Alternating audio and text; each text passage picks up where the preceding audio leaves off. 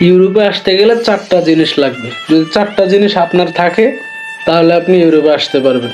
1 ধৈর্য, 2 টাকা, 3 সময়, 4 ভাগ্য।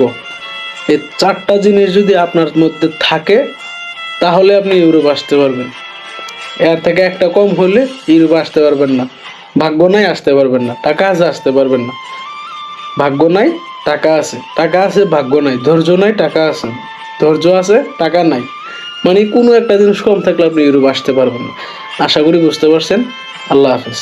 ইউরোপে আসতে গেলে 4টা জিনিস লাগবে। যদি 4টা জিনিস আপনার থাকে তাহলে আপনি ইউরোপে আসতে পারবেন। 1 ধৈর্য, 2 টাকা, 3 সময়, 4 ভাগ্য। এই 4টা জিনিস যদি আপনার মধ্যে থাকে তাহলে আপনি ইউরোপ আসতে পারবেন। এর থেকে